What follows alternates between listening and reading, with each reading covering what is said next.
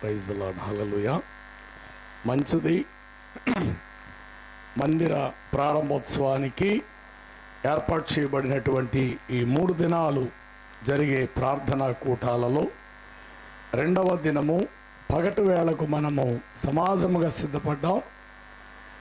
విచ్చేసినటువంటి స్థానికులు, గ్రామస్తులు, సుదూరస్తులు, ఆయా సంఘ విశ్వాసులైన మీ అందరికీ ఈ 3 దినాలు సభల ద్వారా నా శుభాలను తెలియపరుస్తున్నాను. ప్రేమతో ఆహ్వానించి సమయాన్ని ఇచ్చినటువంటి దైవ సేవకులు, అలాగే స్థానిక సంఘ పెద్దలు, వేదికను అలంకరించినటువంటి తోటి సేవకులు అందరికీ ప్రభు పేరిట నా శుభాలను తెలియపరుస్తున్నాను. అలాగే ఇప్పటివరకు చక్కని పాటలు పాడాం. బ్రదర్ సాయిలన్న గారు నిజమే మొన్నటిదాకా మరి పరిచర్ల వారు ఉండి సమయానికి రావటం చాలా సంతోషం. దినకాలము దేవుని యొక్క వాక్య భాగం జాగ్రత్తగా వినడానికి ప్రయత్నం చేయండి. మీ చేతుల్లో పాటల పుస్తకాలతో మీరు విసురుకుంటున్నారు. మీరు విసురుకోవడానికి కాదు, జాగ్రత్తగా దేవుని మాటలు వినే ప్రయత్నం చేయండి. పిల్లలు అటు ఇటు కదలనివ్వకుండా దయచేసి స్థానికులైనటువంటి వారు, పెద్దవారు మీరు జాగ్రత్తగా చూడండి. ఎందుకంటే దేవుని వాక్యం చెప్పేటప్పుడు పిల్లలు అటు ఇటు కదలటం ఆత్మీయ నడిపింపుకు ఆటంకం కలుగుతుంది.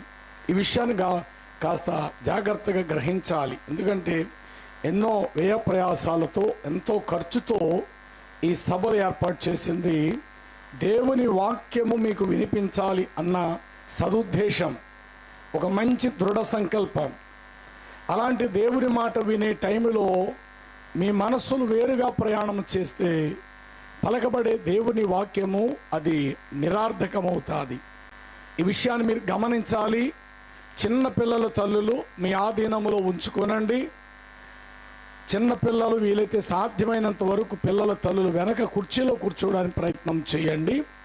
మీకు స్క్రీన్స్లో కూడా చక్కగా కనబడుతున్నాయి కాబట్టి మాటలు చాలా చక్కగా మీకు వినబడుతున్నాయి. ఈ విషయాన్ని చాలా జాగ్రత్తగా గమనించాలని మనవి చేస్తున్నాం. రండి, దేవుని యొక్క పరిశుద్ధ బైబిల్ గ్రంథంలో నుండి నిర్గమాకాండం ఒకరు చదివి ప్రయత్నం చేయడానికి ఇష్టపడండి. 29:4వ వచనము నుండి 9వ వచనం వరకు ఇట్లా వ్రాయబడి ఉంటుంది. మైక్ కావాలి, మైక్తో మాట్లాడాలి.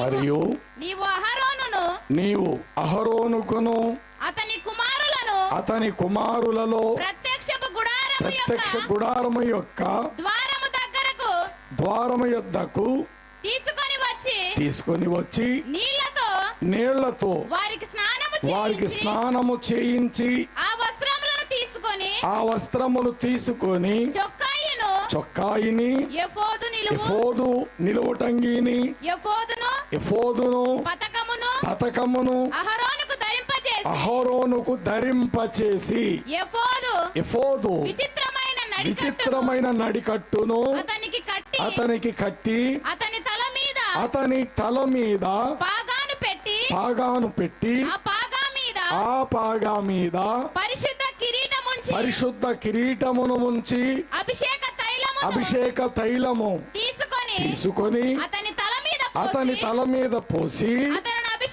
అతనిని అభిషేకించవలయును.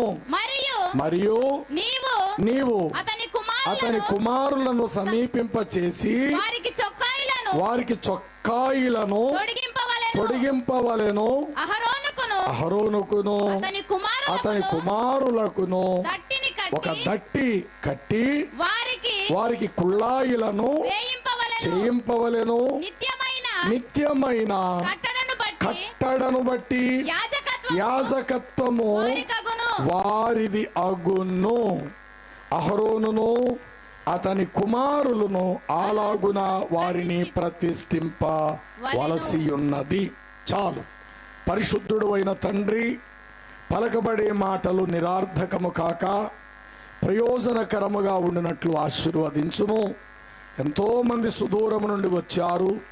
ఈ కూడికల ద్వారా మీకు మరింత సమీపస్తులు కావాలని కోరుతూ మా ప్రభువును రక్షకుడైన క్రీస్తు యేసు నామములో వేడుకొనుచున్నాము తండ్రి. Amen, amen, amen. దయచేసి చాలా జాగ్రత్తగా వినడానికి ప్రయత్నం చేయాలి. అటు ఇటు చూడొద్దు. చదవబడినటువంటి లేఖన భాగములో దేవుని అతి పరిశుద్ధ స్థలములోనికి వెళ్ళి, దేవుని అతి పరిశుద్ధ స్థలము 3 భాగాలు గలది. నా వైపు చూడాలి. 3 భాగాలు గలది. 1 ఆవరణము, 2 పరిశుద్ధ స్థలము, 3 అతి పరిశుద్ధ స్థలం. ఆవరణం 30 వంతులు, పరిశుద్ధ స్థలం 60 వంతులు, అతి పరిశుద్ధ స్థలం 100 అంతల స్థానం. జాగ్రత్తగా అర్థం చేసుకొని ఇప్పుడు మీరు వినలేని నూతన విషయాలు మీకు అందించబడతాయి. ఇప్పుడు ఆవరణం, పరిశుద్ధ స్థలం, అతి పరిశుద్ధ స్థలం. ఆవరణములో ప్రజల పాపక్షమాపణ నిమిత్తమై ఎదురు చూస్తూ ఉంటారు. పరిశుద్ధ స్థలములో యాజక సమూహమంతా ఉంటారు నిలిచి. అతి పరిశుద్ధ స్థలములో ప్రధాన యాజకుడు లోపలకు ప్రవేశిస్తాడు. అలాగుననే లోకం, సంఘం, పరలోకం 3 భాగాలు. ప్రస్తుతం మనందరము లోకములో ఉన్నాము. పరలోకానికి వెళ్ళాలి అనంటే లోకములో నుండి క్రీస్తు స్వరక్తమిచ్చి సంపాదించిన సంఘం లోనికి మనం రావాలి. సంఘములో తర్బీదు పొందిన తర్వాతనే పరలోక అంతస్తు అనే మెట్టు మనం ఎక్కగలుగుతాము. ఒకడు క్రీస్తు సంఘములోనికి రాకుండగా, క్రీస్తులోకి వచ్చి నమ్మి బాప్తిజం పొందకుండగా, క్రీస్తులోనికి వచ్చి ప్రభు శరీరం రక్తములో పాలు పొందకుండా ఒకడు పరలోక రాజ్యానికి అర్హుడు కాజాలడు. వాడు లోకములో ఎంత మంచి వ్యక్తి అయినా, ఎంత గొప్ప వ్యక్తి అయినా అతనికి నిత్య జీవం చేరుకునే అర్హత అయితే ఆ వ్యక్తికి లేదు. పరలోకానికి వెళ్ళాలి అని అంటే ముందు ఈ భూ సంబంధమైన ఈ ప్రపంచములో నుండి క్రీస్తు వాక్యము దొరికే సంఘం లోనికి రావాలి. అనగా దేవుని వాక్యము వినబడే దేవాలయములోకి రావాలి. అక్కడ వాక్యము చేత మనము సరిచేయబడి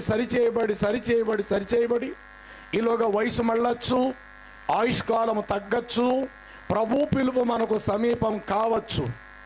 అలాగ దేవుని సమాజ మందిరములోనికి వచ్చి వాక్యము విని విని విని ఒకరోజు నరులారా తిరిగి రండి అని దేవుడు పిలిచేసరికి పరిపూర్ణతను మనము కలిగిన వారమై, పరసంబంధ ఈవులను మనము ధరించుకొనిన వారమై పరలోకానికి ఎక్కిపోబద్దులమై ఉన్నాము. ఇది దేవుని అనాది ప్రణాళిక. ఇది దేవుని యొక్క నిత్య ఉనికి ప్రణాళిక. ఏదో నేను చర్చికి వెళ్ళాను, కానుకలు వేసేసాను, ఆ పాస్టర్ గారు ఏదో వాక్యం చెప్పేసారు, అయిపోయిందిలే అని అనుకుని మీరు ఇళ్ళకి వెళ్ళిపోతే అది మీరు పరిపూర్ణ జీవితం కాదు. లోక సంబంధమైన స్థితి నుండి దేవుని వాక్యము దొరికే ఆత్మ సంబంధమైన స్థితిలోనికి రావాలి. ఆత్మ సంబంధమైన స్థితిలో నుండి పరసంబంధమైన అనుభవ స్థానములోకి మీరు చేర్చుకోబడాలి. అలాగునే ప్రభు మరో సందర్భంలో ఈ మాట చెప్పాడు. ఒకడు 100 అంతులుగాను, 60 అంతులుగాను, 30 అంతులుగా ఫలించాలని ఒక చోట 30 నుండి 60, 60 నుండి 100 అని చెప్పిన ప్రభువే మరో సందర్భంలో 100 నుండి 60, 60 నుండి 30 కూడా చెప్పాడు. 100 లేక 100 అనగా విశాలమైన బాహ్య ప్రపంచం. 60 అనే మాటకు క్రీస్తు స్వరక్తం ఇచ్చిన సంఘం. 30 అనే మాటకు జీవమునకు పోవు మార్గము ఇరుకై ఉన్నది అనగా చిన్నది. 100తో పోలిస్తే 30 చాలా చిన్నది. కాబట్టి 100 అంతలలో నుండి 60 అంతులు, 60 అంతులలో నుండి 30 అంతులనే జీవమునకు పోవు మార్గం విశాలం, నాశనమునకు పో మార్గము, ఆ జీవమునకు పో మార్గం ఇరుకును, నాశనమునకు పో మార్గం విశాలమై ఉందని ప్రభువే చెప్పారు. కాబట్టి 3 దినాలు జరిగే కూటాలలో ఏదో మందిరం సంబరం అని అనుకోకబాకండి. నిజానికి నిజమైన దేవుని మందిరం మనమే. నిజమైన దేవుని ఆలయము నీవే నేనై ఉన్నాము. ఓకే, చదవడిని అధ్యాయములో యాజక ధర్మము జరిగించి అతి పరిశుద్ధ స్థలములోకి వెళ్ళవలసిన వాడికి కొన్ని దైవిక షరతులు, దైవిక నియమావళులను దేవుడు ఇక్కడ ఏర్పాటు చేశాడు. అది మీరు చదివిన 29:4 నుండి వ్రాయబడ్డాయి. అక్కడ అంటాడు, ఓ మోషే, అహరోనును అతని కుమారులను తీసుకొని వచ్చి శుభ్రంగా వారికి నీళ్లతో స్నానము చేయించి వారికి నిలువటంగి చొక్కాయిలను వారికి ధరింపచేసి తల మీద ఒక పాగా పెట్టి దాని మీద పరిశుద్ధ కిరీటం ఒకటి పెట్టి ఈ విధముగా అతనికి అతని కుమారులను నీవు ప్రత్యక్షపరచి తైలము తల మీద పోసి అభిషేకించవలెను. ఇలాగు చేయబడిన వారు నా పరిశుద్ధ స్థలములోకి అనగా అతి పరిశుద్ధ స్థలములో ప్రవేశపెట్టబడతారు అని ఎప్పుడో నిర్గమాకాండములు ఈ మాటలు మనం చదువుతున్నాం. పాత నిబంధన గ్రంథములో ఏదైనా ఒక విషయాన్ని ప్రభు లేవనెత్తి మాట్లాడుతున్నారు అంటే అది సరిగ్గా క్రొత్త నిబంధన సంఘానికి క్రీస్తుకు సంబంధించిన పోలికలు లేదా ఆనవాళ్ళు అనేవి మనకు కనబడతాయి. ఏదో పాత నిబంధనలు అలా ఉంది, ఏదో మేము చదివేసేసుకున్నాం అని అనుకోకండి. పాత నిబంధనలు ఏ మూల చదివినా అది క్రీస్తుకు ఆనవాలు, దగ్గర పోలికలు మీకుంటాయి. ఈ లోకంలో నుండి మనం పరలోకానికి వెళ్ళాలంటే ముందు చేయవలసిన పని ఏంటో తెలుసా? ఒకడు నమ్మి బాప్తిస్వం పొందాలి, అనగా నీళ్లతో కడగబడాలి. ఇవే నీళ్లతో ఆనాడు అహరోను అతని కుమారులకు స్నానం చేయించడం జరిగింది. ఇప్పుడు అవే నీళ్లతో మనము నమ్మి బాప్తిస్వం పొందుచున్నాము. నీళ్లతో కడగబడిన తర్వాత అతనికి ప్రత్యేకమైన వస్త్రాలు ధరించమని నిర్గమకాండంలో చదివాం. మరి ఇప్పుడు మనం ఏం ధరించుకోవాలి? ఇప్పుడు మనం పరలోకానికి వెళ్ళాలంటే అన్నట్టు మనము ఏం ధరించాలి? నువ్వు ఎంత ఖరీదైన పట్టు వస్త్రం ధరించినా అది నువ్వు శరీరానికే ధరిస్తున్నావు. ఎంత ఖరీదైన బంగారమైనా నీ మెడకు, నీ నడుమునకు, నీ చేతులకు బంగారాన్ని నువ్వు ధరిస్తున్నావు. అనగా మట్టిలోకి వెళ్ళిపోయే శరీరానికే పట్టు వస్త్రము, మట్టిలోకి పోయేటువంటి శరీరానికే వెండి బంగారాలు మొదలగు ఇవన్నీ మీరు ధరించుకుంటున్నారు. ఇప్పుడు పరలోకానికి వెళ్ళవలసింది శరీరమా లేక ఆత్మయా అంటే ఆత్మే పరలోకానికి వెళ్ళుద్ది. మరి ఇప్పుడు ఆత్మకు మనం ఏం ధరించుకోవలసిన వారమై ఉన్నాము? ఆనాడు అహరోను కుమారులు శరీరానికి కొన్ని వస్త్రాలు ధరింపచేశారు. ఆ శరీరానికి ధరింపచేసిన ఛాయారూపమే క్రొత్త నిబంధనలో క్రీస్తు యేసునకు సంబంధించినటువంటిది. గలతీలకు పౌలు రాసిన పత్రిక 3వ అధ్యాయము 27వ వచనం చదివితే ఇట్లా వ్రాయబడి ఉంటుంది. ఏమని వ్రాయబడినది? క్రీస్తు యేసులోనికి బాప్తిస్వమును పొందిన మీరందరూ క్రీస్తును ధరించుకొని ఉన్నారు. చాలు. అంటే క్రీస్తు యేసులోనికి బాప్తిస్వమును పొందిన మీరందరూ క్రీస్తును నిలువెత్తు ధరించారు. నా వైపు చూడాలి. ఏమండి, ఈ లోకములో మన స్థాయికి తగ్గ మనకు వస్త్రాలు ఉంటాయి. గొప్పవాడు ఖరీదైన వస్త్రాలు దుస్తులు ధరిస్తాడు.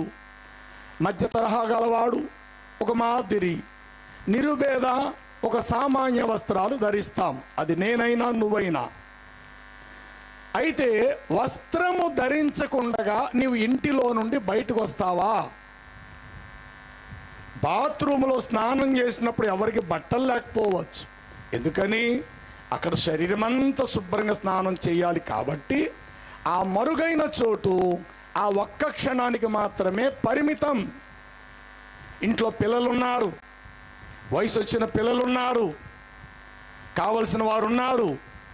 ఆ బాత్రూంలో స్నానం చేసిన వెంటనే ఆ దిగంబరత్వంతో ఇంట్లోకి ఎవరు రారు కదా. చెప్పాలి, జ్ఞానం ఉన్నవాళ్ళు వచ్చేస్తారా? మీ పిల్లలుండగా, మీ భర్త ఉండగా, మీ మరుదుళ్ళు, మీ ఇంట్లో కోడళ్ళు ఉంటుండగా బాత్రూములో దిగంబరిగా స్నానం చేసినట్టుగానే ఇంట్లోకి అలా వచ్చి కూర్చుంటారా మీరు? రోడ్డు మీదకి అలా వెళ్ళిపోతారా మీరు? ఎప్పటికీ పని చేయం.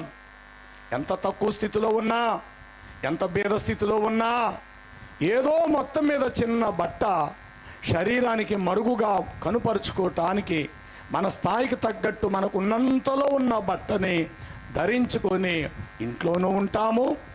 ఏమైనా సరుకులు కొనుక్కోవడానికి బయటికి వెళితే నిలువెత్తు బట్ట మనం ధరించుకునే వెళతాం. ఎవరు దిగంబరులుగా వస్త్రము లేని వారిగా మనలో ఎవ్వరు రోడ్డెక్కము. ఇది వాస్తవం. మరి ఆ మాటకు వస్తే క్రీస్తు యేసులోనికి బాప్తీసం పొందిన మనము పరలోక అంతస్తులోకి ప్రయాణము చేయాలి అనంటే ఇప్పుడు మనం ఏం ధరించుకోవాలి? ఇంతకీ పరలోకానికి వెళ్ళేది శరీరము కాదు, రక్త మాంసములు దేవుని రాజ్యమును స్వాతంత్రించుకున్న నేరవు. మరి ఏమిటి పరలోకానికి వెళ్ళిందైతే మన అంతరాత్మ పరమాత్మను సామీప్యమునకు చేరుకోగలుగుతాది. ఇప్పుడు మన ఆత్మకు ధరించుకోవలసిన ఆత్మీయ ఆభరణములు, ఆత్మ సంబంధమైన అలంకరణ మనకు అవసరం. రండి నమస్కారము చేసి సాగిల పడదము, మనల్ని సృజించిన యెహోవా సన్నిధిని మోకరించుదము అనంటూ ఆత్మ సంబంధమైన ఆభరణములు మీరు అలంకరించుకొని ఆయన ఎదుట మీరు సాగిలపడుడి. ఏమిటి ఈ ఆత్మ సంబంధమైన ఆభరణములు? అది పాత నిబంధనలు మనకు తెలియపరచబడలేదు, కానీ అక్కడ ఛాయారూపములో చూసే ప్రతిదీ క్రొత్త నిబంధన కాలములో క్రీస్తు యేసునందు అవి సంపూర్ణముగా రూపము దాల్చినవి. రండి ఒక్కొక్క విషయాన్ని మీతో పంచుకుంటా. అపోస్తుడైన పౌలు కొలస్సీలకు రాసిన పత్రిక, అపోస్తుడైనటువంటి పౌలు కొలస్సీలకు రాసిన పత్రిక 3వ అధ్యాయం 10వ వచనము నుండి చదువుదాం. ఏలయనగా ప్రాచీన స్వభావమును దాని క్రియలతో కూడా మీరు విసర్జించి జ్ఞానము కలుగు నిమిత్తము, మీకు దైవిక జ్ఞానము కలుగు నిమిత్తము దానిని సృజించినటువంటి ప్రభు యొక్క పోలిక చొప్పున నూతన పరచబడుచున్న నవీన స్వభావమును ధరించుకుని ఉన్నారు. నెంబర్ 1 ఏం ధరించుకోవాలి ఇప్పుడు నీవు?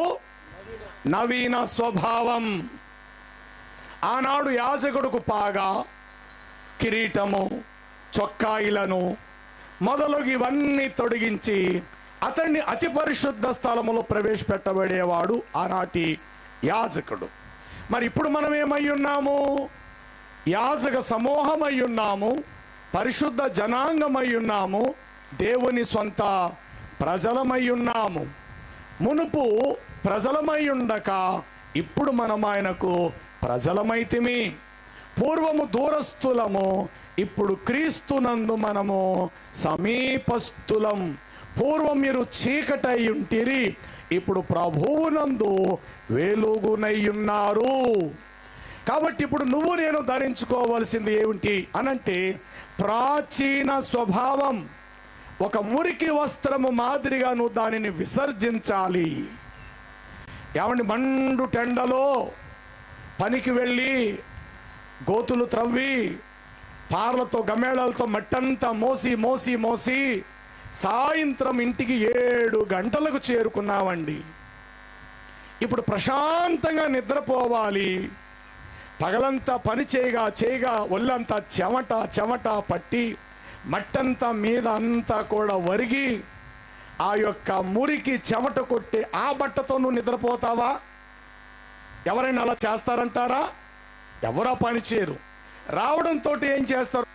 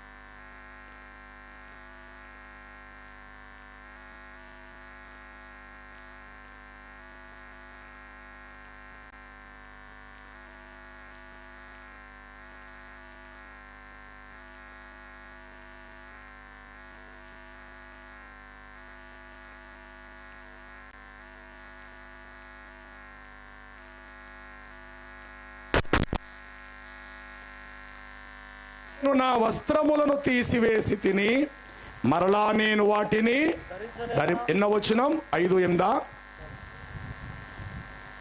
పరమగీత గ్రంథములో ఆ మాటలు ఇట్లా వ్రాయబడి ఉంటుంది. 5వ అధ్యాయం 3వ వచనము 5:3 నేను నా వస్త్రములను తీసివేసి తిని మరలా ఆ మురికి వస్త్రములని ధరింపనేలా. చాలా ఒక్క మాట, నేను నా వస్త్రములను చెప్పాలి తీసివేసి తిని మరలా నేను ఆ పాత వస్త్రాన్ని మరలా ఎట్లా నేను ధరిస్తాను అనగా, క్రీస్తులోకి వచ్చిన తర్వాత నీ ప్రాచీన స్వభావం ఒక వస్త్రము, మురికి వస్త్రము మాదిరిగా దానిని నీ ఒంటి మీద నుండి తీసి ప్రక్కన పారవేయాలి. వెంటనే తలార స్నానము చేయాలి. ఆ తర్వాత వేరు వస్త్రము ధరించుకొని అప్పుడు నీ ఇంటి లోపలికి వెళ్ళి ప్రశాంతంగా నిద్రపోగలుగుతావు. ఇది ఎట్లా సాధ్యమో క్రీస్తు యేసులోనికి వచ్చిన మన జీవితాలలో కూడా ఒంటి మీద ధరించే బట్ట కాదు ఇక్కడ నేను చెప్పేది ముఖ్యం. ఆత్మను ధరించుకునేటువంటి అలంకరణ నిన్నటి వరకు నీలో చాలా ఉన్నాయి. అది అహంకారం, అవిధేయత, స్వామరితనం, బింకములాడుట, కోపిష్టితనం, నా మాటే పైనుండాలా, అందరికంటే నేనే గొప్ప వ్యక్తిని అనిపించుకోవాలి, అందరూ నాకే సలాం చేయాలి అనగా నాకే వందనాలు చెప్పాలి, ఊళ్ళో మేమే పెద్ద పేరున్న వాళ్ళం, అందరికంటే వ్యవసాయం భూములు మాకే ఎక్కువగా ఉన్నాయి, ఈ ఊళ్ళో ఎక్కువగా ఇంటి పేరు మా పేరే పలుకుతుంది, మేమే చాలా గొప్ప, ఎవరైనా మా ఇంటికి వచ్చి తల వంచాలి. బహుశా ఇలాంటి భావాలు, ఇలాంటి ఉద్దేశాలు, ఈ విధమైన ఆలోచనలు ఒకవేళ ఎవరి యందైనా ఉంటే అవి నీ ఆత్మను పట్టి పీడించే మురికి గుడ్డలతో సమానం.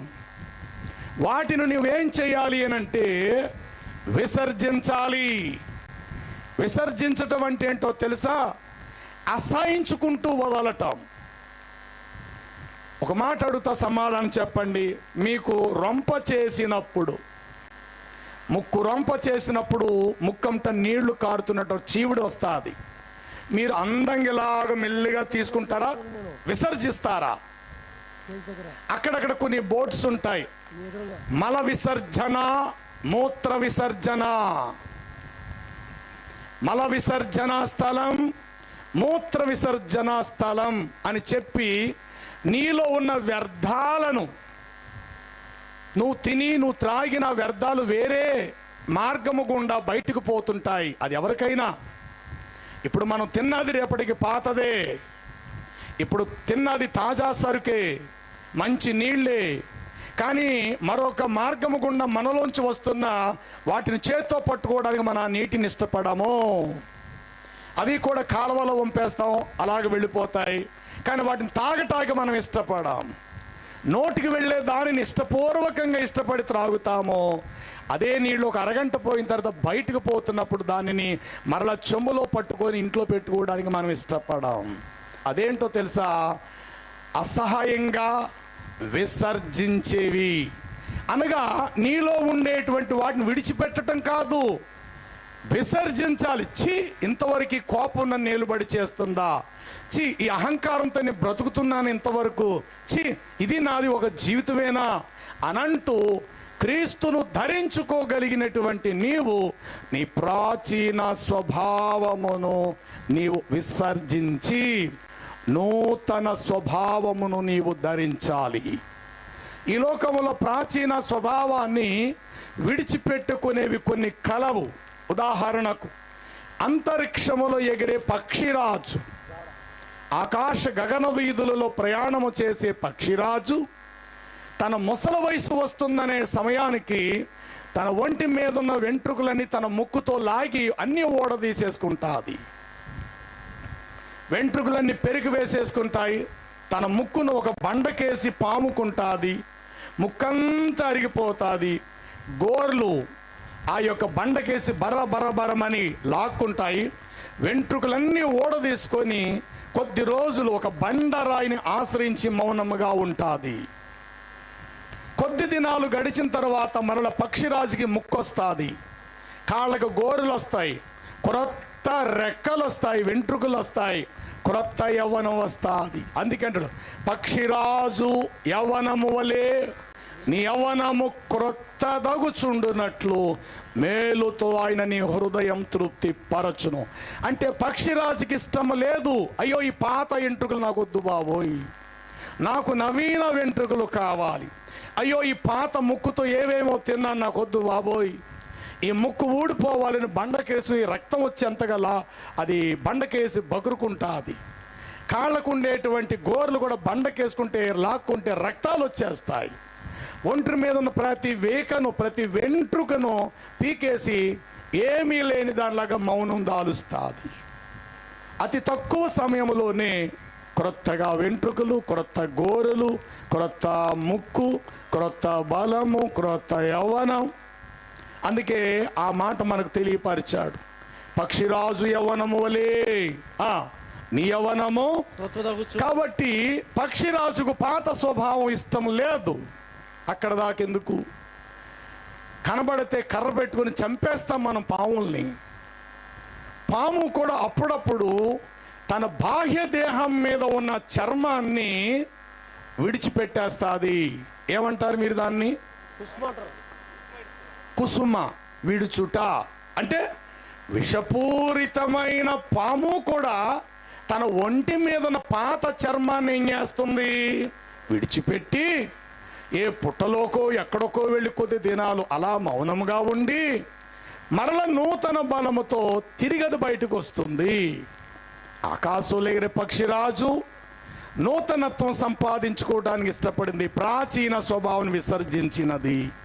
అలాగే పాము కాటేసే విష జంతువు ప్రాచీన శరీరాన్ని విడిచిపెట్టి దాని లోపల నూతన స్వభావం ధరించుకుంటుంది. మూడవది గొంగల పురుగు. చెప్పండి, గొంగల పురుగు కొద్ది దినాలకి ఏమవుతుందంటే సీతాకోక చిలుకు మాదిరిగా మారుతుంది. గొంగల పురుగుగా ఉన్నంత వరకు అందరూ అసహించుకుంటారు, ఎవరు ఒంటి మీద పడితే దురదలే. అది సీతాకోక చిలుకగా మారిన తర్వాత పుష్పముల మీద వాలుతుంది, మంచి సువాసనిచ్చే పరిమళించే పుష్పాల మీద వాళ్తుంది. దానిని పట్టుకోవడానికి పిల్లలు తెగ ఎగబడతారు, అది దొరుకుద్దేమో పట్టుకుందామని. మరి అదే సీతాకోక చిలుక గతకాలమందు గొంగల పురుగుగా ఉన్నప్పుడు ఎందుకు దగ్గరికి వెళ్ళలేదు? దాన్ని ఎవరు పట్టుకోవడానికి ఎందుకు ఇష్టపడలేదు? చీపురు కట్టుతో దాన్ని అలా తోసేశారే. అదే గొంగలి పురుగు ఆ గూడు కట్టుకొని తన పాత శరీరాన్ని అచ్చట విడిచిపెట్టి దానిలో నుండి మరొక రూపాంతరము చెంది ఆ యొక్క సీతాకోక చిలుకగా బయటకు వస్తుంది. ఆహా, మంచి రంగులు గలది, రెక్కలు గలది, పరిమళించే పుష్పాల మీద వ్రాలుతుంది. ఇది నూతన జీవితం. అలాగే ప్రత్యక్ష గుడారములోకి వెళ్ళే యాజకుడికి ఉండవలసిన అర్హతలు ఆనాడు అవైతే, మరి ఈనాడు నిజానికి పరలోకానికి వెళ్ళాలి అని అనుకుని మనం ఏం ధరించాలి? ఏం ధరించుకుంటే మనము దేవుడు మెచ్చుకుంటాడు? నిజానికి దేవుడు కూడా ధరించుకునేవి కొన్ని ఉన్నాయి, దేవుడు ధరించుకునేవి కొన్ని ఉన్నాయి, దేవుణ్ణి ఎరగని వారు ధరించుకునేవి కూడా మరికొన్ని ఉన్నవి. 104వ కీర్తన తొలి వచనం చూడండి. 104వ కీర్తన 104.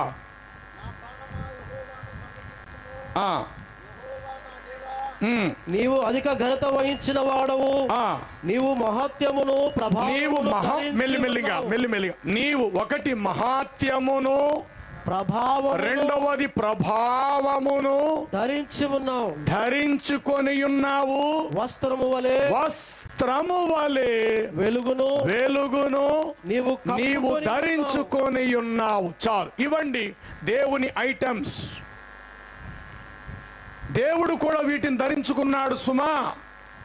ఒకానొక సమయంలో రక్తస్రావము గల స్త్రీ యేసు ప్రభువారి యొక్క వస్త్రపు చెంగు ముట్టెను, అంతటా ఆయనలో నుండి ప్రభావము బయలువెడలి ఆమె రక్తధార కట్టెను. అంటే ఆయనలో ఏముందట? ప్రభావం.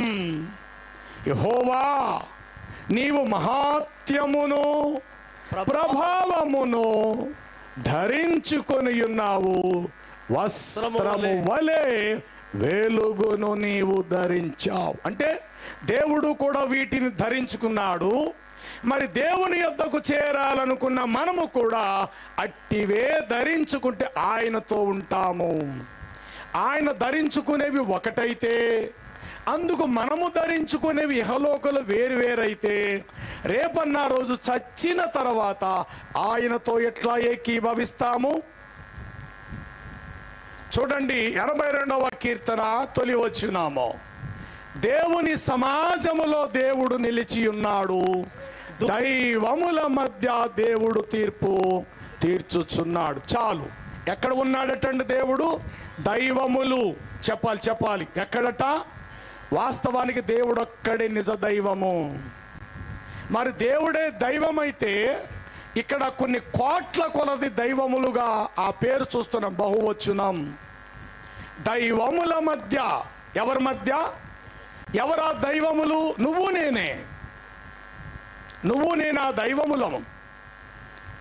అందులోనే 6వ వచనంలో మీరు చదివితే ఇట్లా అంటాడు, మీరు దైవములై ఉన్నారనియు దేవుని కుమారులని నేను మీతో చెప్పుచున్నాను. అయినను ఇతర మనుషులు చనిపోనట్లు, అధికారులలో ఒకడు కూలినట్లు మీరును కూలుదురు. ఇక్కడ మీరు దైవములు అనే మాట వాడాడు దేవుడు, లేక దావీదు కీర్తన, లేక కీర్తనకారుడు ఆ మాట చెప్పాడు ఆత్మావేశంతో. ఓకే, ఎట్లా మనం దైవం కాగలుగుతాము అంటే, చర్చికి వస్తే మనం దైవములమా? చేతిలో బైబిల్ ఉంటే మనం దైవములమా? కానుకలు వేసేస్తే అంత మాత్రం దేవుడితో ఉండిపోగలిగే ఆ దైవములమా? దీనికి సంపూర్ణ నిర్వచనము యేసునాథుడు క్రొత్త నిబంధనలో చెప్పారు. 10 యోహాను సువార్త అందుకు యేసు 34వ వచనములు ఇలా వ్రాయబడి ఉంటుంది, మీరు దైవములని నేను చెప్పి తినని మీ ధర్మశాస్త్రములో, అనగా 82వ కీర్తనలో మీరు రాయబడి ఉండలేదా? రాయబడినది మీరు చదవలేదా? లేఖనము నిరర్థకము ఎప్పటికీ దేవుని మాటలు సున్నాయినా కూడా నిరర్థకము కాదు. దేవుని వాక్యము ఎవని హృదయములోనికి వచ్చునో వారే దైవములని చెప్పిన ఎడల. చాలు. ఇప్పుడు చెప్పండి, ఎవరు దైవములు? బైబిల్ పట్టుకుంటే కాదు దైవములు, పేరుకి బాప్తిజం పొందేస్తే కాదు దైవములు, కానుకలు ఇచ్చేస్తే మాత్రము కాదు దైవములు. వాస్తవానికి దేవుని వాక్యము ఎవని యొద్దకు వచ్చునో, వాక్యముని యొద్దకు వస్తే ఏం జరుగుద్దో తెలుసా? దేవా, నేను పాపము చేయకుండానట్లు నీ వాక్యమును నా హృదయములో ఉంచుకొని ఉన్నాను. వాక్యం ఎప్పుడైతే నువ్వు ఉంచుకున్నావో ఇతరులు చేయు పాపమును నువ్వు చేయలేవు, అలాంటి పాపానికి త్వరపడలేవు, అలాంటి పాపాలకు పరుగులెత్తడానికి ఇష్టపడవు. ఇక లోకస్తులు ఏం ధరించుకున్నారో ఇది చూడాలి మీరు. దేవుడు ఏం ధరించుకున్నాడో తెలిసొచ్చింది, యాజకులు ఏం ధరించుకున్నారో అక్కడ నిర్గమకాండలో తెలిసొచ్చింది. మనం ఏం ధరించుకోవాలని ఇంకా చాలా మెట్లు ఉన్నాయి, ఒకటే చెప్పాను మీకు. భక్తిహీనులైన వారు ఏం ధరించుకుంటారో అది మీకు తెలియాలి. 109 సంకీర్తన 18వ వచనం చదవాలి. 109 సంకీర్తన 18వ వచనము. తాము పైబట్ట వేసుకొనున్నట్లు, ఒకడు తాను తన పైబట్టను ధరించినట్లు వారు శాపమును ధరించుకొని ఉన్నారు. ఎవరు వీరు? వీరు ఏ వర్గానికి చెందిన ప్రజలు? ఏం ధరించుకున్నారటండి వీరు? కేవలము శాపం. వాస్తవానికి నిన్నటి వరకు మనం వట్టి వారమే. దేవుడు ఆ శాపమును ఆశీర్వాదకరముగా మార్చినని వ్రాయబడినది. ఆయన మన నిమిత్తం శాపగ్రస్తుడుగా మారి ఆయన జీవాన్ని మనకు ధారపోశాడు. అందులోనే 29వ వచనములు ఈ మాట ఇట్లా వ్రాయబడి ఉంటారు, వారు శపించుచున్నారు కానీ నీవు దీవించదవు. వారు లేచి అవమానము పొందుదురు గాని నీ సేవకుడు సంతోషించును. నా విరోధులు అవమానము ధరించుకొందురు గాక. ఏం ధరించుకొందురు గాక? అవమానం. జాగ్రత్త. ఈనాడు నీకెందుకు అవమానం ఎదురవుతుంది? శాపము నీకెందుకు ఎదురవుతుంది? మట్టిని పట్టుకుంటే మట్టిలాగా ఉండటంలో తప్పు లేదు. కొందరంటారు బంగారం పట్టుకున్న మట్టి అయిపోతుందండి అని. మట్టి బంగారం అయిపోవాలని చెప్పట్లా. కనీసము బంగారాన్ని మట్టిగా చేసుకోవాకండి.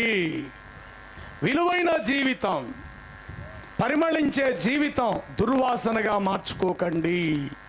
కంపు కొట్టే జీవితంగా మార్చుకోబాకండి. ప్రభు యొద్దకు వచ్చేంత వరకు ఎవరు పరిశుద్ధులు కారు, ఎవరు నీతిమంతులు కారు. వాక్యము వినుటాను బట్టి, వాక్యమును విశ్వసించుటాను బట్టి దినదినము మనము నూతన పరచబడిన వారమై ఉండాలి. నెంబర్ 1, భక్తిహీనులు శాపమును అవమానమును వారు ధరించారు. మరి దేవుడు ఏం ధరించాడు? మహాత్యమును ప్రభావమును వెలుగును వస్త్రము వలె దేవా నీవు ధరించి ఉన్నావు. ఓకే, మరి ఇప్పుడు సంఘం మనమేమి ధరించాలి? ఏదో ఫంక్షన్లకు పట్టు చీరలు కట్టేసుకోవటమో తప్పులేదు, మీకున్నంతలో కట్టుకోండి. ఏదో తెల్ల పంచి, తెల్ల చొక్కాయి, తెల్ల కండ వేసుకుంటే అదేదో పెద్ద గొప్పని మీరు అనుకోకండి. ఆత్మీయ జీవితంలో అసలు మీరు ధరించుకోవాల్సినవి ఏవో అవి ధరించుకోవటం మీరు పక్కన పెట్టేసేసి ఏదో పైకి తెల్ల కండవాయి, తెల్ల పంచి కట్టుకుని ఏదో వెళ్ళిపోతే, తాతయ్య పెద్దనాన్న వచ్చారా, రెండు పెద్దనాన్న కూర్చోండి అని ఆ గౌరవం సంపాదించవచ్చు నీ తెల్ల బట్టలు బట్టి. కానీ ఆ తెల్ల బట్టలు నీకు పరలోకానికి ఏం తీసుకెళ్ళిపోవు. మరి ఏం ధరించుకోవాలి? ఎఫెసీయులకు రాసిన పత్రిక 4వ అధ్యాయము 24వ వచన భాగాన్ని చదువుదాం. 4:24. నీతియు యథార్థమైన భక్తి గల వారై దేవుని పోలికగా సృష్టించబడిన నవీన స్వభావమును ధరించుకుందుము. అదనమాట, ధరించుకొనవలెను. ఏంటేంటి మళ్ళీ మంచి లిస్ట్ అది. అక్కడ ఏం చెప్పాడు? 1 నీతిని ధరించుకో నీవు.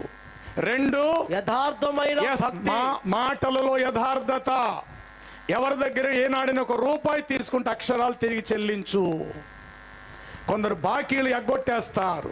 ఎవరితో చెప్పుకుంటావు చెప్పుకో, నేను ఎవనంతే. కానీ ఏ స్థితిలో నీకు ఇచ్చారు వారు? ఎలాంటి కష్టాలను ఉండగా నీకు సహాయపడ్డారు వారు? ఈరోజు 5 ఏళ్ళు నోట్లోకి వెళ్ళేసరికి గత స్థితిని కొందరు మర్చిపోతుంటారు. జాగ్రత్త. అన్నా పైసతో శుద్ధ. ఎవరి దగ్గర ఎప్పుడైనా ఏదైనా ఒక రుణమును తీసుకుంటే తక్షణమా ముడుపు చెల్లించాలి. అనగా క్రీస్తును చెప్పటం కాదు, క్రీస్తును నీలో చూపించటం గొప్పతనం. చాలామంది క్రీస్తు కొరకు చెప్తారు, నేను కూడా చెప్తున్నాను, ఇప్పుడు తప్పని నేను అంటాలా. కానీ మనం చెప్పేవారిగా కాక క్రీస్తును లోకానికి పరిచయం చేసేవారమై ఉండాలి. ఆనాడు సాధు సుందర్ సింగ్ గారు, ఆయన పంజాబ్ రాష్ట్రంలో పుట్టి ఎక్కడ టిబెట్, చైనా, హిమాలయ పర్వతాలు అంత దూరం వెళ్ళ మహానుభావుడు సేవ చేసేవాడు. ఆయన వెళుతుంటే ఇదిగో యేసుప్రభు, అదిగో యేసుప్రభు వస్తున్నాడు, యేసుప్రభు. అప్పట్లో అంత తెలిసుండేది కాదు క్రీస్తు కోసం. అంటే ఆయన ఉన్న దీనత్వం, అది స్థితిని చూసి సమాజం హర్షిస్తూ చెప్పేవారు, యేసుప్రభు అంటే ఇట్లాగే ఉంటాడు కావోలు. కాబట్టి నువ్వు క్రీస్తును చెప్పటం గొప్పతనం కాదు, నీలో క్రీస్తును చూపించటం గొప్పతనం. లక్షల రూపాయలు ఖర్చు చేసి మిమ్మల్ని అందరినీ ఆహ్వానించి ఈ సభలు పెట్టడం వల్ల పెట్టేవారికి దమ్మిడి కలిసి వచ్చేది లేదు. ఈ సభలు లేకపోతే ఎవరింట్లో వాళ్ళే ఉంటాం అంతే. కానీ అందరం కలిసి ఒక స్థలానికి మనం చేరొచ్చేవారం కాదు. మరి ఎందుకు ఇన్ని ఖర్చులు పెట్టి ఇన్ని రకాలుగా చేసేది ఒకటే, తెల్లారితే నీకు నాకు చావు అనేది ఉంది. ఆ చావు అనేది మనకు రాకక మునిపే క్రీస్తు యొక్క పోలికలోకి నువ్వు నేను మార్చబడాలి అన్న ఉద్దేశమే ఈ క్రీస్తు సువార్త యొక్క లేక మందిర ప్రతిష్ఠ సందర్భముగా ఈ సభల యొక్క ముఖ్య ఉద్దేశం. ఏదో వెళ్ళాం, భోజనం పెట్టేశారు, చాలా బాగున్నాయి, చాలా బాగా మంచి మాటలు చెప్పారు, ఆయన ఎవరు చాలా మంచి పాటలు పాడారు అని అనుకొని నువ్వు సమర్థించుకొని ఇంటికి వెళ్ళిపోతే నీకేమి దమ్మిడి కలిసి వచ్చేదేమీ లేదు. ఇంకా ఇక్కడ రాకుండా ఇంట్లో కూర్చుంటేనే నీకు బెటర్. మరి ఎందుకు వచ్చావు ఇక్కడికి? రావటానికి కారణం ఏమిటి? ఏదో సరదాగా 4 మాటలు వినటానికి కాదు. నీ ఆత్మీయ జీవితంలో నువ్వు తొంగి చూసుకోవాలి. నీ మనస్సు ఎలా ఉందో నీకు నువ్వే పరీక్షించుకోవాలి. నీ అడుగులు ఎట్లా వేస్తున్నావు, నీ కంటి చూపు ఎటు చూస్తుంది, నీ మనసులో ఏం ఆలోచిస్తుంటున్నావు. వాక్యం విన్నంత వరకు బుద్ధిమంతునిగా బుద్ధిమంతురాలుగా ఉన్న నీవు వాక్యం హద్దు దాటి బయటికి వెళ్ళిన తర్వాత బాహ్య ప్రపంచంలోకి వెళ్ళిన క్షణమే నువ్వేమైపోతున్నావు? నీ ఆలోచన ఎటు మార్గం ప్రయాణము చేస్తుంటున్నవి. దీనిని గుర్తించటం కొరకే ఈ సభల యొక్క ముఖ్య ఉద్దేశం. చెప్పే నాకు దేవుని వాక్యం అవసరం, వాక్యం వింటున్నా నీకు దేవుని వాక్యం అవసరం. చెప్పే నేను చచ్చిపోతా, వినే నువ్వు కూడా చచ్చిపోతావు. నీ గురి నా గురి దేవుని యొద్దకు వెళ్ళాలనేది మనందరి దృఢ ఉద్దేశం. మరి అలాంటి దేవుని యొద్దకు మనం పోవాలి అన్నప్పుడు ఏమి ధరించుకుంటే దేవుని యొద్దకు మనం వెళతాము? రండి, కొలస్సీ పత్రిక 3వ అధ్యాయం 12వ వచన భాగాన్ని చదువుదాం.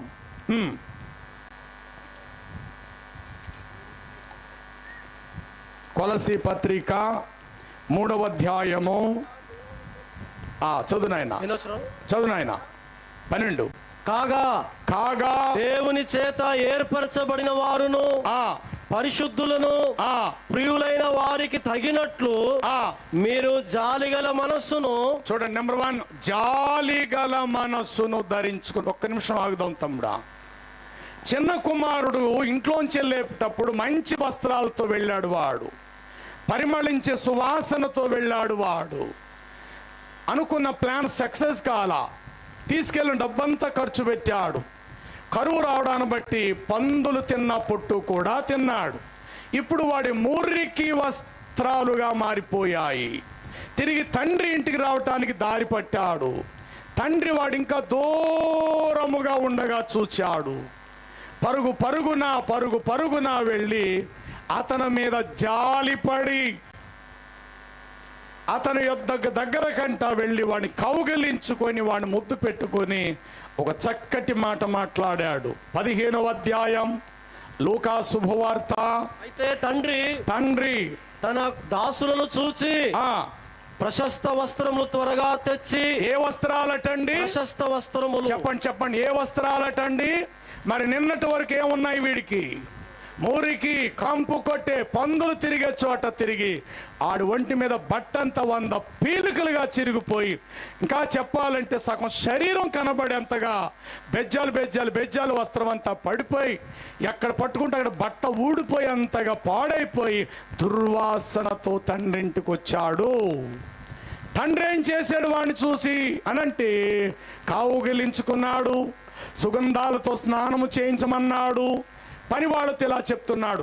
చదువుదారి. ప్రశస్త వస్త్రము త్వరగా తెచ్చి, ప్రశస్తమైన వస్త్రాలను త్వరగా తెచ్చి వీనికి కట్టి చేతికి కూడా ఉంగరమును పెట్టి పాదములకు చెప్పులు తొడిగించి. ఇవన్నీ తండ్రి వద్దకు వచ్చిన తర్వాత దొరికినటువంటి భాగ్యవంతము. మరి నీవు నేను దేవుని వద్దకు వచ్చాము కదా, జాలిగల మనస్సును ధరించినావా? జాలిగల మనస్సు నువ్వు ధరించినావా? చాలా మంది జీవితాలు ఎందుకో ఆ జాలిని కోల్పోతారు. దేవుడు జాలిపరుడు. ఎంత ఘోర పాపినైనా ఆయన జాలిపడే మనస్సు గలవాడు. ఒక లేవీయుడు పడిపోయిన ఆ మనుషుని చూసి పక్కగా పోయెను. ఒక యాజకుడు అతన్ని చూచి పక్కగా పోయెను. ఇదిగో ఒక సమరయుడు వానిని చూచి వాని మీద జాలిపడి వానికి దగ్గర గంట పోయి నూనెయు ద్రాక్షారసము పూసి వాని గాయములకు కట్టెను. మీద ఎక్కించి. చాలండి. ఏమున్నది దేవుని యొద్దంటే జాలి. నీ యందు జాలిపడు యెహోవా, మరలా నేను నీ మీద కోపపడను, నీ యందు జాలి చూపుచున్నాను అంటాడు దేవుడు. కాబట్టి ఎవరైనా ఏదైనా ఎప్పుడైనా నిన్ను ఆర్జించినప్పుడు నీ నుండి సహాయం కోరుతున్నారు అంటే దేవుడు నిన్ను దేవుని స్థానంలో పెట్టాడు. ఇచ్చేవారిది ఎప్పుడు కూడా పై చెయ్యి, పుచ్చుకునేవారిది ఎప్పుడు అడుగు చెయ్యి. ఒకరొచ్చి దేహి అని నిన్ను అడుగుతున్నప్పుడు కాదన్నమాట అనకుండా ఇవ్వగలిగే స్థాయిలో ఉండడానికి ఇష్టపడు. మొదట ఆ వ్యక్తి మీద కనికరపడు. అనుకో, తండ్రి ఆవిడి ఆడమనిషి, నేను ఆడమనిషినే. ఆవిడి వాళ్ళ అమ్మ నాన్నకు పుట్టింది, నేను మా అమ్మ నాన్నకు పుట్టాను. నేను కారులో దిగటం ఏంటి, ఆవిడ కాళ్ళకు చెప్పులు లేక ఎండలో నడవటం ఏంటి ప్రభువా? ఇద్దరిది ఒకే జన్మ కదా. ఆవిడ ఆడది, నేను ఆడదాన్నే కదా. ₹1,00,00,000 కారులో నేను బయటకు దిగి వచ్చానా? ఈవిడ రోజంతా చేచాపి చిరిగిపోయిన బట్టతో చెప్పులు లేక అడుక్కుంటుందా? దేవా, ఒకవేళ నన్నే గనుక ఆవిడి స్థానములో ఉంచితే, ఆవిడ ఉన్న చోటులో స్థాయిలో నన్నుంచి నేనుండే స్థాయిలో ఈవిడిని గనుక ఉంచితే, అప్పుడు ఈవిడి కూడా ₹1,00,00,000 కారులో దిగుతుంది. నేను కూడా ఆ అడుక్కునే మనిషిలాగా ఆ చెప్ప చేత్తో పట్టుకొని తిరగాలి కదా ప్రభువా. ఎందుకో నన్ను ఈ మంచి స్థితిలో ఉంచేవయ్యా. ఒంటి మీద మంచి బట్ట, కడుపు నిండా తిండి, తలదాచుకోవడానికి నీడ, కుటుంబంలో ఒక మంచి గౌరవము, ఇవన్నీ నాకు ఇచ్చావు. పగలంతా అడుక్కుండా రాత్రి అయితే ఎక్కడ పడుకుంటుందో తెలదు, వర్షం వస్తే ఎక్కడ తలదాచుకుంటుందో తెలియదు. ఈవిడ చచ్చిపోతే కనీసం ఏడవటానికి ఎవరైనా ఉన్నారో లేదో నాకు తెలియదు. కానీ నా వెనకాతల బోల్డ్ బంధువర్గం ఉంది. ఎంత మంచి స్థితిలో నన్ను ఉంచావు ప్రభు అని చెప్పి ఇతరులను చూచిన క్షణము జాలిగల మనస్సును ధరించుకుంటే నీవు ఇతరుల ఎదుట కనికరం పొందే వ్యక్తిగా నీవు ఉండునట్లు జాలిగల మనస్సును ధరించుకోవాలి. ఉందా మరి? కోపావేశముతో అధిక ద్రోహము చేయనట్లు నువ్వు వాడికి ఏం పెట్టకపోయినా పర్లా. కొంతమంది బూతులాడి మరి వాడిని పక్కన ఎరా అడ్డగాడిదలాగా ఉన్నావు. ఆడు అడ్డగాడిదలా ఉంటే ఏంటి? నిన్ను అడుక్కున్నాడు అంతే. ఎరా పనిపాట్లు లేదేట్రా, నువ్వు తీసుకెళ్ళి ఇచ్చే పని అడిగి పోని. నీకు అంత దయ ఉంటే వాడిని తీసుకెళ్ళి మంచి పనులు నువ్వు పెట్టు. ఇంటికి తీసుకెళ్ళి శుభ్రంగా షవరం చేయించి తలారా స్నానం చేయించి ఒక పనిలో నువ్వు పెట్టు చూద్దాం. నువ్వు వేసేది ఒక పైసా ఉండదు. దూషణమైన మాటలు కూడా మాట్లాడతావు. మనుషుడు పలికే వ్యర్థమైన ప్రతి మాట వలన విమర్శన దినమందు లెక్కప్పగించుకోవాలి. ఏదో నోరుందని, నా మాట చెల్లుతాదని ఎలా పడితే అలా మాట్లాడడానికి ప్రయత్నం చేయబాకండి. ఎందుకంటే చచ్చిన తర్వాత దేవుడికి లెక్క అప్పగించుకోవాలి. కాబట్టి దయచేసి ఇతరుల ఎడల మీరు దయాదాక్షిణ్యములు చూపండి, జాలి పడండి. దినవృత్తాంతముల 2వ గ్రంథం 6వ అధ్యాయం 20వ వచనాన్ని చదివితే 41వ వచనం, 6వ అధ్యాయం 41వ వచనములు ఇలా వ్రాయబడి ఉంటుంది. దేవా యెహోవా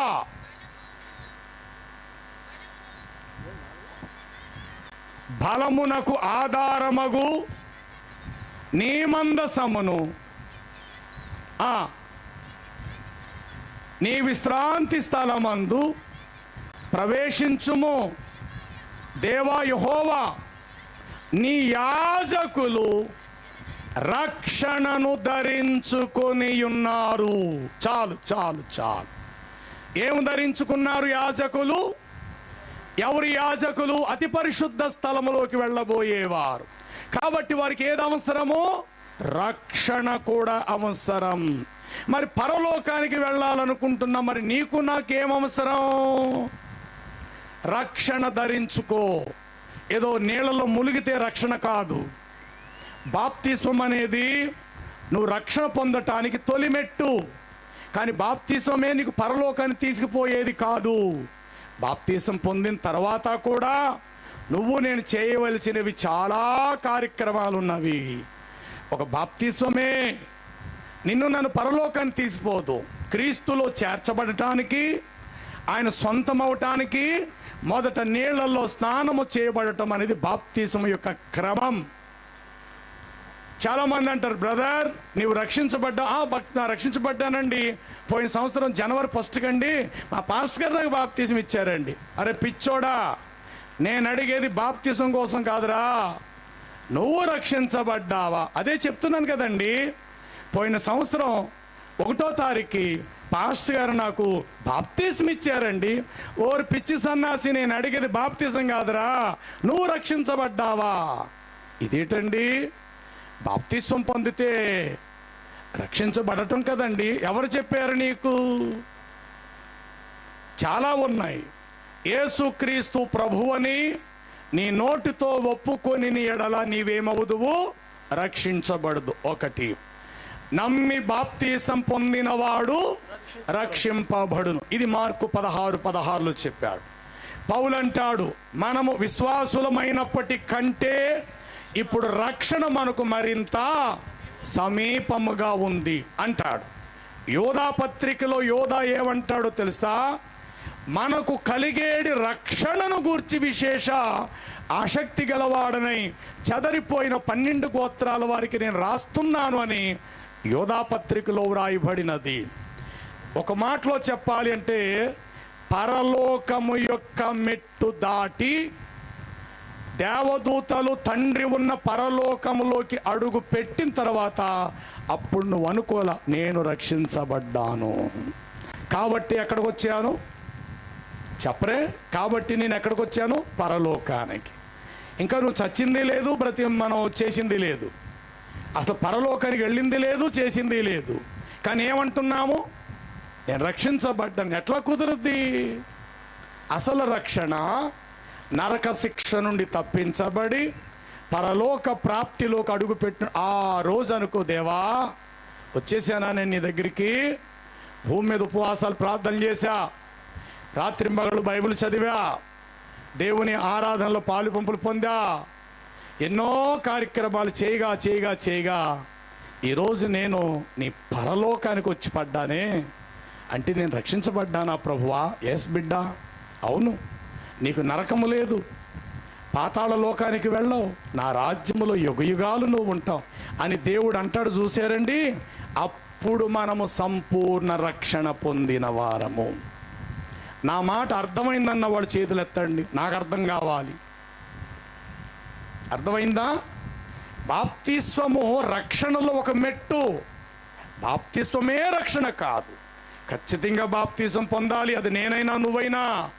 యేసు ప్రభు రక్షకుడని నోటితో ఒప్పుకొని ఆయన మృతుల నుండి లేచి ఉన్నాడని నీటిలో ములిగి పాప క్షమాపణ నిమిత్తం కన్నీళ్లు కార్చి పాపాలు ఒప్పుకొని బాప్తిజం పొందాలి. అది రక్షణలోనికి వెళ్ళటానికి అదొక చిన్న మెట్టు. కాబట్టి నీ యాజకులు ఏమి ధరించుకొని ఉన్నారు? రక్షణను ధరించుకొని ఉన్నారు. మొదట ఏం ధరించుకోవాలి? దీనత్వం. దానికంటే మొట్టమొదటిది ఏమున్నది? నూతన స్వభావం. చెప్పండి. నూతన స్వభావము ధరించుకొనుడి. ఎఫెసీ పత్రిక, జాలిగల మనస్సును, దయాళత్వమును, వినయమును, సాత్వికమును, దీర్ఘశాంతము ధరించుకొనుడి. అనువాటిని ధరించుకొనుడి. మరి ఇవన్నీ మనకున్నాయా? ఇవన్నీ మనకు దొరుకుతున్నాయా? ఆలోచన చేసుకునండి. ఇవన్నీ నిజంగా మనలో ఉంటే గనుక 100% పరలోక రాజ్యం ఆ ప్రభు మనకు చోటిస్తాడు. చర్చ్ కట్టడానికంటే మేము టైల్స్ ఏం చేయమండి, గోడ కట్టడానికి ఇటుకలు మేము ఏం చేయమండి, ద్వారబంధాలు తలుపులు మేమే మా ఇంటి పేరు మీద చేయించామండి, మా ఊర్లో పెద్ద చర్చ్ కట్టింది మేమేనండి. ఆ గొప్పలు మనకొద్దు. ఎందుకో తెలుసా? అసలు దేవుడని ఆయన నీకివ్వకపోతే నువ్వెట్లా ఇవ్వగలుగుతావు చెప్పండి? ఈరోజు నువ్వు ఏదైనా ఇచ్చావు, చేశావు అనంటే ఆల్రెడీ దేవుడు నీకు ఇస్తేనే నువ్వు చేస్తావు. ఇప్పుడు నా 2 చేతులు ఇరిగిపోయినాయి, నా చేతితో ఏ వస్తువును ముట్టుకోగలుగుతాను చెప్పండి? చేతులంటూ నిక్షేపంగా ఉన్నాయి కాబట్టే కదా ఒక బరువు ఎత్తుతున్నాను, ఒక వస్తువు నేను పట్టుకుంటున్నాను. నా చేతిలో 2 నాకు లేనప్పుడు నేను ఆ చేతితో ఏం చేయగలుగుతా? అలాగే ₹1 నువ్వు ఇస్తున్నావు అంటే ఆల్రెడీ దేవుడు నీకు ₹2 నీ చేతిలో పెట్టాడు కాబట్టి ₹1 ఇస్తున్నావు అనేది వాస్తవం. అసలు దేవుని తరపు నుండి నీకే ఒక పైసా రానప్పుడు నువ్వెట్లా ₹1 దానం చేయగలుగుతావు? ఆలోచన చేయండి. కాబట్టి నాడు చాలామంది అధికముగా హెచ్చుకు లోబడిపోయిన వారై ఈ విధముగా మాట్లాడుకుంటూ తమను తాము గొప్పగా చేసుకోవటానికి, ఇతరులు ఎదుట బోర ఊదించుకోవటానికి, సమాజంలో తమ గొప్పతనమని నిరూపించుకోవటానికి శతకోటి ప్రయత్నాలు చేస్తుంటుంటారు. చూడండి, ఇర్మియా గ్రంథం 44వ అధ్యాయాన్ని మీరు చదివితే 10 వచనములో ఇట్లా వ్రాయబడి ఉంటారు. నేటి వరకు వారు దీన మనస్సును ధరింపకయున్నారు, భయము నొందకయున్నారు. కనీసం వాక్యమునకు సహవాసమునకు భయము నొందకున్నారు. చూసారా? చాలా కాలం వారు ఏం ధరించలేదటండి, చెప్పాలి. ఎవరైపోయింది అక్కడ?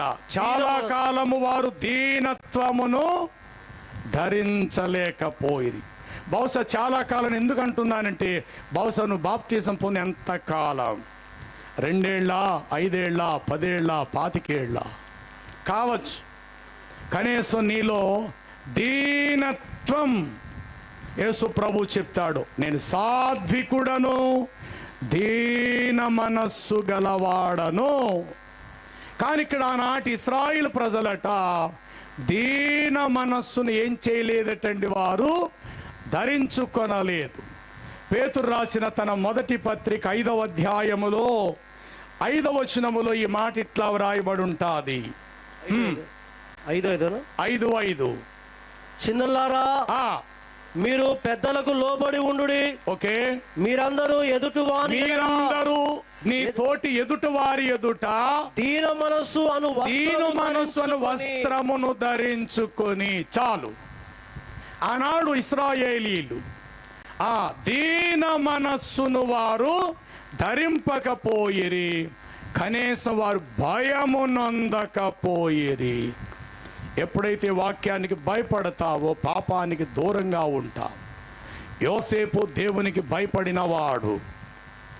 పాపము చేసే అవకాశం యోసేపు యొద్దకు వచ్చినప్పుడు పాపముకు బానిస కాలే అతడు తెగించాడు. వీలైతే ఈ వస్త్రాలే కదా అక్కడ విడిచిపెట్టేసేసేసి అతడు బయటకు పారిపోయినని వ్రాయబడినది. ఈరోజు అవకాశము దొరికితే పాపము చేసే ప్రయత్నాలు శతకోటి. కానీ ఆనాడు యోసేపు అంటాడు, నేను దేవునికి భయపడుచున్నాను, ఇటు దుష్కార్యము చేసి ఇంత పాపం నేను ఎక్కడ కప్పుకుందును. కాబట్టి అమ్మ, నీకు ఒక తల్లి, నీకు నమస్కారం అని చెప్పి పోతిఫర్ ఇంటిలో నుండి అతని భార్య యొద్ద నుండి యోసేపు బయటకు వెళ్ళిపోయినాడు. కాబట్టి ప్రియులారా, భయపడుట వలన పాపముకు దూరంగా ఉంటావు, పరిశుద్ధతకు దగ్గరగా ఉంటావు. కాబట్టి పరిశుద్ధతను ధరించుకోవాలి. మీలో ప్రతి వాడును తమ ఎదుట వారి ఎదుట దీన మనస్సును ఏం చేయాలటండి, ధరించుకోవాలి. కొలస్సీ పత్రిక 3వ అధ్యాయము 12వ వచనం చదివారు కదా, 14వ వచనం చదవండి ఇప్పుడు. వీటన్నిటిని సంపూర్ణతకు చూడండి. అంటే జాలి, దయా, మంచితనం, ఆశా, నిగ్రహం, దీనత్వం అను వీటన్నిటికీ అనుసంబంధమైన ప్రేమను ధరించుకొనుడి. వీటన్నిటికీ పైగా ఉన్నమాట, వీటన్నిటికీ పైన ఆ ఒక్క మాట. అంటే అంతకు ముందు ఏవో ఉన్నాయి, జాలి, ప్రభావము, సాత్వికము, దీర్ఘశాంతము, దయాళత్వము, వినయము, జాలిగల మనసు అను వీటన్నిటికీ పైగా నువ్వేం ధరించుకోండి. ముందు కనబడేది ఏంటంటే ప్రేమను ధరించుకొనుడి. ఇవన్నీ ఎట్లా సాధ్యమవుతాయో తెలుసా? మొదట చదివించా గలతీ పత్రికలో, క్రీస్తులోనికి బాప్తిస్వం పొందిన మీరందరూ క్రీస్తును ధరించుకొని ఉన్నారు. ఇందులో యూదుడని, గ్రీసు దేశస్థుడని లేదు, దాసుడని, స్వతంత్రుడని, స్త్రీ అని, పురుషుడని లేదు. యేసు క్రీస్తునందు మీరందరూ ఒక్కటై ఉన్నాము. చాలు. ప్రేమను ధరించుకోండి. లోపల ఎన్నన్నా ధరించుకో. అలా ధరించి ప్రపంచానికి పైకి కనబడవలసింది ఏంటో తెలుసా? నిలువెత్తు శాశ్వతమైన ప్రేమను నువ్వు ధరించుకొనవలయును. ఇదన్నమాట అండి. దేవుడు ధరించుకున్నవే నువ్వు నేను ధరించుకోవాలి. లోకము ధరించుకునేవి మనం ధరించుకోవద్దు. లోకములో ఉన్నవారు ఏం ధరించారు? శాపమును వాడు ధరించి ఉన్నారు. కామకత్వం, అపవిత్రత, చెడుతనం మొదలగు వాటిని వారు ధరించుకుని ఉన్నాడు. నిలువెత్తు శాపమును అవమానమును వారు ధరించి ఉన్నారు. నా విరోధులందరూ శాపము ధరించుకుందురు. కాబట్టి దేవుని బిడ్డలం మనమేమి ధరించాలి? ఏమి ధరిస్తే దేవుడు మనల్ని చూసి హర్షిస్తాడు? 61 యెషయా గ్రంథము 10 వచనం. శృంగారమను పాగా ధరించుకొనిన పెండ్లి కుమారుని రీతిగాను ఆభరణముల చేత అలంకరించబడిన పెండ్లి కుమార్తె రీతిగాను ఆయన రక్షణ వస్త్రములను నాకు ధరింపజేసి ఉన్నాడు. ఆయన రక్షణ వస్త్రములను నాకు ధరింపజేసి అంతరాత్మకు ధరింపచేసి ఉన్నాడు. నీతి అను తన పై బట్టను నాకు ధరింపజేసి ఉన్నాడు. అదనమాట అండి. వీటిని నువ్వు నేను ధరించుకొన బద్ధులమయ్యున్నావు. నీతిని ఎప్పుడైతే నువ్వు ధరించుకుంటావో ఆ నీతి నిలువెత్తు నిన్ను ధరిస్తాదట. తెలుసా విషయం నీకు? యోబు గ్రంథము 29:14 చూడండి. యోబు గ్రంథం 29:14 వచ్చున్నాము. గొప్ప 29:14 నీతిని వస్త్రముగా ధరించుకొని ఉంటిని గనుక అది నన్ను ధరించను. ఎంత ఆశ్చర్యం! ఏ నీతిని కప్పుకున్నానో ఆ నీతి నిలువెత్తు నన్ను కూడా కప్పుకుంది అని అర్థం. నీతిని నేను ధరించుకుంటేని ఆ నీతియే నన్ను ధరించుకొని. ఎంత అద్భుతం! ఇప్పుడు నీతిలోకి నువ్వు ప్రవేశపెట్టబడ్డావు.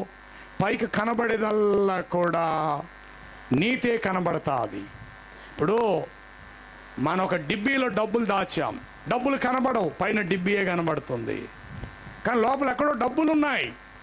కానీ ఆ డబ్బులను కవచముగా ఈ పైన కుండ పెంకు, ఆ డిబ్బి, ఆ అలంకారం ఎలా అలంకరించుకున్నదో నీతిని తెచ్చి నువ్వు కొంచెం ధరించుకుంటేనట చివరికి ఆ నీతి నిలువెత్తు నిన్ను ధరిస్తాది. కాబట్టి మధ్యాహ్న కాల సమయం ఈ సభల పేరు చెప్పి నువ్వు నేను తెలుసుకోవలసిన విషయం, బయటికి వెళ్ళాలంటే ఏదో బట్ట ధరించి వెళతాం, మరి పరలోకానికి వెళ్ళాలంటే ఏదో ధరించుకుంటే పరలోకానికి ఎక్కిపోలేమో. ఆయన చెప్పినవి మాత్రము ధరిస్తేనే పరలోకానికి వెళతాం. ఈ లోకాన్ని నువ్వు మార్కెట్కా, బంధువుల దగ్గరకా, ఊరు ప్రయాణమా, ఏ బట్టైనా కట్టుకో. పంజాబ్ డ్రెస్ వేసుకుంటావా, లంగావాణి ధరిస్తావా, చీరే కట్టుకుంటావా, ముస్లింల వల్ల ఒక బురఖా ధరిస్తావా, ఏదైనా ధరించుకో. బట్టే కదా, ఏదైనా బట్టే పర్వాలేదు, నీ శరీరాన్ని కప్పిపుస్తుంది, అంతటితో సరిపోయింది. కాబట్టి ఊరు ప్రయాణం చేయాలి, ఏదోటి కట్టుకోవాలి, ఏదోటి ధరించుకొని వెళ్ళాలి. మరి పరలోకానికి వెళ్ళాలంటే మరేమి ధరించాలో ఈ పగటి వేళ మనం వింటూ ఉన్నాము. దేవా, నువ్వు వెలుగు ధరించినట్లు ఆ వెలుగును నేను కూడా ధరించాలి. ప్రభా, నువ్వు ప్రేమై ఉన్నట్లు ఆ ప్రేమను నేను ధరించాలి. నీవు పరిశుద్ధుడు అయినట్లు ఆ పరిశుద్ధతను నా ఆత్మకు నేను ధరించుకోవాలి. నీవు సాత్వికము గలవాడు, అలాంటి సాత్విక దీనత్వాన్ని ధరించాలయా. నీవు మంచివాడవు, ఆ మంచిని నిలువెత్తు నేను ధరించుకోవాలి ప్రభువా. నన్ను చూచేవారికి నాలో నీవు కనబడాలి ప్రభువా. నాకు నేనుగా కనబడితే సమాజానికి ఏ ప్రయోజనము లేదు. నేను కనబడకూడదు, నేను తగ్గవలసి ఉంది, ఆయన హెచ్చవలసి ఉంది. నేను మరుగవ్వాలి, నీవు బాహాటముగా లోకానికి కనుపరచబడాలి. ఈ పునాది మీద ఎవరు జీవితాలైతే కట్టబడతాయో వారు మాత్రమే నిత్యత్వములోకి ప్రవేశపెట్టబడతారు. తలలు వంచుదాం, ప్రభు దగ్గర ప్రార్థన చేద్దాం.